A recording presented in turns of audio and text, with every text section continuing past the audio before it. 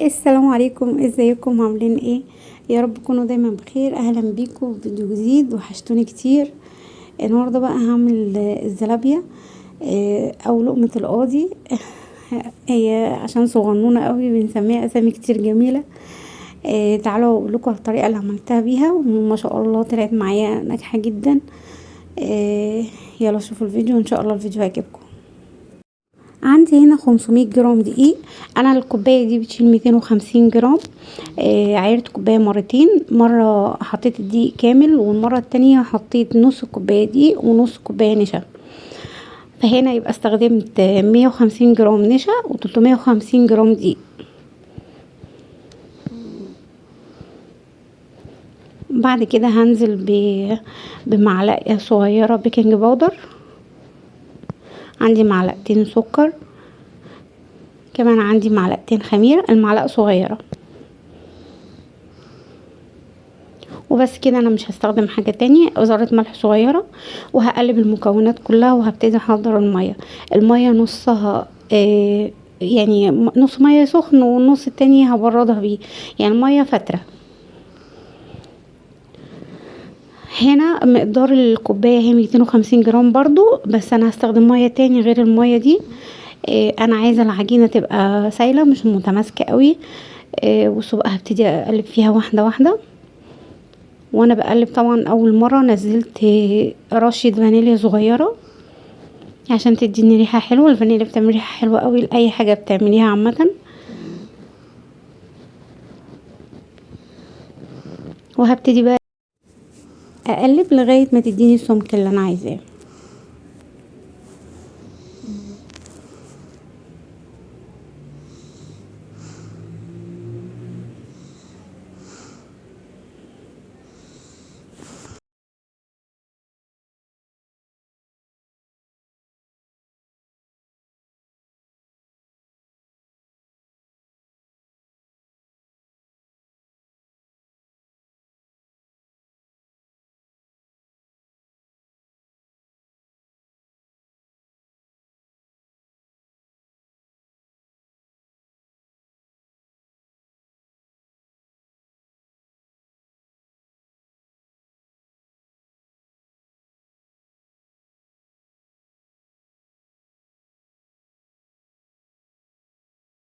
هنا استخدمت تقريبا نص مقدار الدقيق.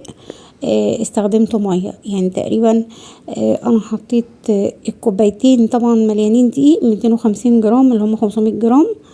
اتفقنا ان هي تاني كوبايه كانت نصها دقيق ونصها نشا. استخدمت قدامهم قد ايه ميه. الكوبايه كانت مليانه، واستخدمت من يعني مليت نصها تاني، بس ما كملتوش للاخر. خدت منه شويه صغيرين لغايه ما اداني السمك اللي حضراتكم شايفينه. آه، قوامه بقى بالنسبه لي انا كده ممتاز كويس قوي.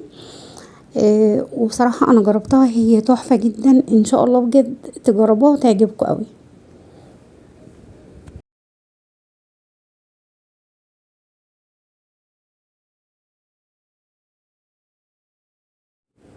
بعد ما وصلت للسمك اللي انا عايزاه، هنا بكيس، عندك اي كيس او كيس، اكياس التلاجة، فتحته وحطيته عليها. وبعد كده حطيت فوطة علشان خاطر يعني تكمر زيادة. بصوا بقى شكل العجين اللي انا عملته بتاع الزلابية. بعد ما انا سيبته تقريبا ساعة. الجو متوسط دلوقتي الحمد لله. سيبته ساعة بالظبط. بصوا شكلها ازاي، يدل ان شاء الله ان هي تبقى ناجحة جدا. طعمها كمان كان حلو قوي. انا هنا قلبت العجين بعد ما خلاص خمر معايا.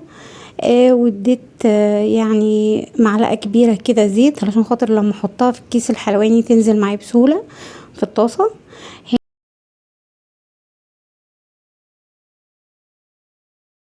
هنا في زيت بقى غزير، وابتديت انزل دهنت ايدي دهنه بسيطه من الزيت. وابتديت انزلها من الكيس الحلواني واحده واحده، تديني على شكل كرة صغيره كده، وبايدي اروح منزلها من الكيس. هنا النار هاديه متوسطه. يعني النار مش واطيه قوي ولا عاليه قوي، النار متوسطه عشان تديها كلها اللون اللي انا عايزاه. هبتدي اقلب فيها واحده واحده، كل ما اقلب فيها كلها تاخد لون واحد. الزلابية او البقلاوة من الحاجات اللي بتفكرنا برمضان وجمال رمضان. كل سنة وحضراتكم طيبين. ان شاء الله ننزل بكام فيديو كده حلويات لرمضان. يا رب بس الفيديو يكون عجبكم النهارده. انا هنا بقى هبتدي بعد ما حمرتها، بص كل شويه بطلع عشان اشوف اللون ايه لونها بقى ايه دلوقتي اختلف. معلش هي على نار متوسطه هتاخد وقت شويه، لكن هتطلع بنتيجه هايله ان شاء الله، هتشوفوها دلوقتي.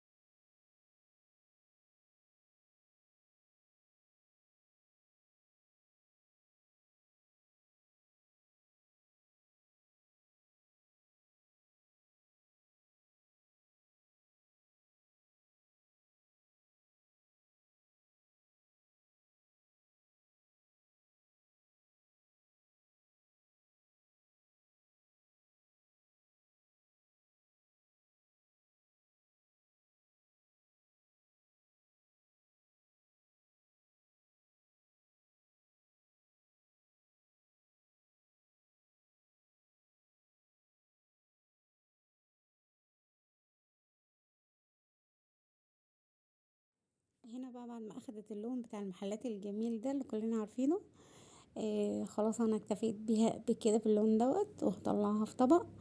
انا محضره عندي الشربات عباره عن كوبايتين سكر، كوبايتين ميه، وعصره ليمونه، عود قرفه لو تحبي.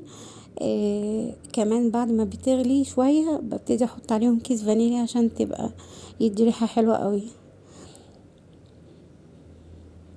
بعد ما خرجتها هنا هنزل بيها في الشربات الى حد ما دافي، مش سخن قوي.